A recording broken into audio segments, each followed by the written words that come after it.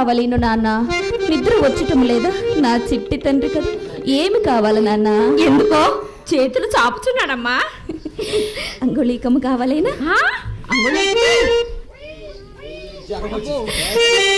మంజరి, బాలవర్ధని ఏలికి ఉంగరం ఎంత అందంగా ఉన్నదే.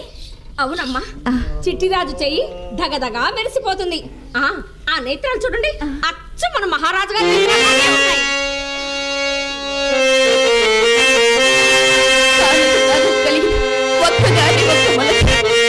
ఈ సంతోష సమయమున వారే ఇంటనున్న పాదగట్టి రాజ్యములు ఎన్ని ఉత్సవములు, ఎన్ని ఊరేగింపులు. అలా బిడ్డను ఒడిలో పెట్టుకొని కన్నీరు పెడుతున్నారు ఎందుకమ్మా? అన్నట్టు చెప్పుడే మర్చిపోయానమ్మా. ఏమది మంజరి? ఈ రోజు మన వారికి గంటికోటలో విజయం చేకరిందట.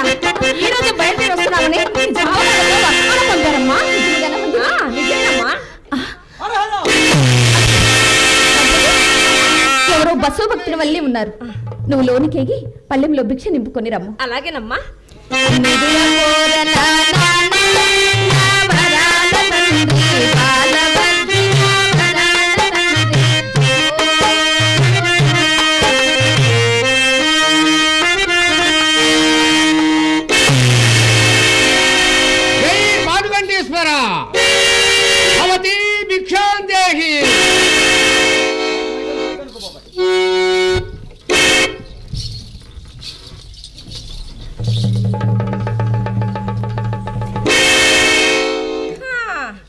ఇదేమిటయ్యా ఆ గంత బొంతాలా దిగేసుకొని వచ్చావు? చెమట పోయిదటయ్యా నీకు. పాము కుపసం లాంటి చీరలు కట్టుకునే మాకే ఎక్కడెక్కడో చెమట పెట్టి ఉక్కిరి బిక్కిరి అయిపోతున్నాం. అయినా ఈ గోరంతా నాకెందుకు గాని ఇదిగో పట్టు భిక్షం. దాసిరాణి చేతన పసవెసరులకు భిక్ష అంతఃపురం గొడ్డుపోయిందా? దాసినా? పోనీలో పాపం కదా అని భిక్షం వేస్తుంటే నడుము ఒక మంతాడు అడిగట. నీ ఇలాంటి వాడు ఒకడు ఎవరేస్తే ఏమి పట్టుకుపోరాదు. అవతలకి కొల్లట పోతావా? ఈ భస్మంతో నిన్ను కుర్చీలోగా మార్చి నాశనం చేయమన్నావా? నువ్వు మాట్లాడుతున్నది భం భం భస్మం.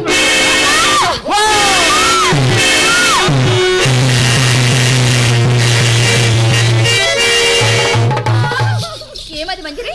అమ్మా, వాడెవడు బొంబం బసేస్తున్నాడట. నాకు మంజరి శాపం పెడతాడు. మంజరి, ఎప్పుడు కొంట మాటలేనా? ఇక చాలించు. అది కాదమ్మా, నేనేమో సానినట, వాడేమో సంసారట. అపచారం. బసవేశ్వరుల పట్ల మాట్లాడకూడదు మంజరి. బసవ భక్తుల కోపాగ్నిలో ప్రపంచ సామ్రాజ్యాలు గడ్డి పూసలే. వారిని అవమానించకూడదు. నేనే పోయి భిక్ష వేసేదాం.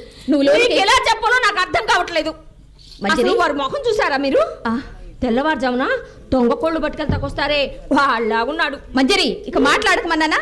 నువ్వు లోనికేగి పళ్ళెంలో కొన్ని దుఃఖూలములు నింపుకొని రమ్ము. వస్త్రదానం కూడా చేయదు. చెప్తే వినట్లేదే. అమ్మా జాగ్రత్త. వెళ్ళమన్నానా? వాడెన్ని కొమ్ములు కూల్చాడో ఏమిటో. మంజరి, ఇక మాట్లాడకు. మీరు జాగ్రత్త.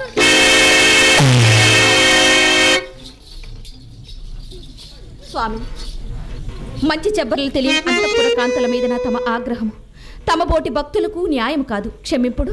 క్షమింపుడు. రాజ్యకాంక్షతో కళ్ళు మూతలు పడిపోయినాయి కాబట్టి గంతలు కాస్త విదిలిస్తే గాని దుమ్ము వదలదు. దాసురాలు క్షమాపణలోనే బసవ భక్తులకు అవమానము. ఇది బసవేశ్వరులకు బలి. దాసురాలు క్షమాభిక్ష వేడుకొనుచున్నది. భిక్ష పరిగ్రింపుడు స్వామి. గీత దాటి యువతలకు వచ్చి భిక్ష వేస్తావా? లేదు పొమ్మని మమ్మల్ని అవమానించి బసవ భక్తులకు కావుతావు. ద్వారం దాటని భిక్ష దూర్జనికి గొడ్డలి పెట్టు. గడప దాటి వచ్చి భిక్ష వేస్తావా? లేదు తిరిగి పొమ్మన్నావా? శివ శివ, బసవేశ్వరుల పట్ల మాకెన్నడూ తిరస్కార భావం లేదు స్వామి. ఈ గీత దాటి వచ్చుట ఇది వారు ఇంతవరకు పౌరాడు విధించిపోయిన నిర్ణయం. మీరు దాటి వచ్చుటకు వీలు లేదు. క్షమింపుడు స్వామి. సంతోష పెట్టడం కోసం నిన్ను నీ ప్రాణేశ్వరుణ్ణి నీ సామ్రాజ్యాన్ని రక్షిస్తున్నావన్నమాట. శివ శివ, మేము అవమానించితివా, తిరస్కరించితివా? గీత దాటి వచ్చుటకు నాదుని ఆజ్ఞ లేదంటివి. ఇది తిరస్కార భావం అని తలచిన నేనేమనగలను స్వామి? అవలను, ఆడదానను, నేనేమనగలను స్వామి? ఆడది అభల రాణి, ఆడదాని వాసనే చూడని అదముడు ఎవడో పదాన్ని ఉత్పత్తి చేశాడు. ఆడువారు సబలని మీరు రుజువు చేస్తున్నారు. గుమ్మం దగ్గరకు వచ్చి దేహి అని చెప్పిన భక్తుల్ని అవమానించి పంపుతున్నారు. నేను మిమ్ము అవమానించి ఆజ్ఞ లేదండి. నువ్వు గీత దాటి రాకుంటే మేము భిక్ష పరిగ్రహించలేదు. స్వామి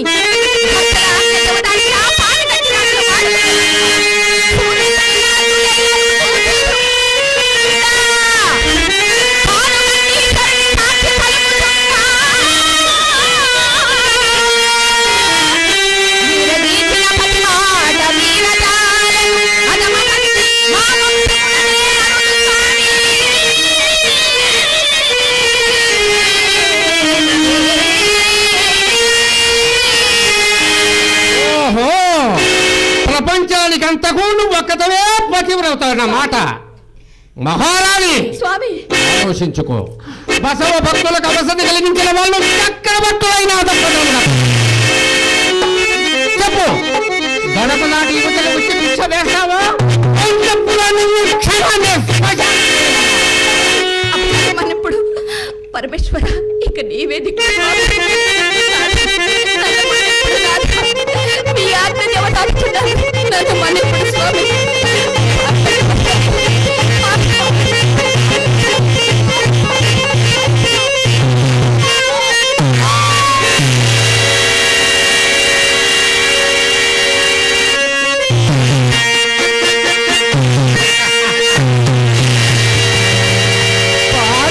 పతివ్రత పకీరి చేతిలో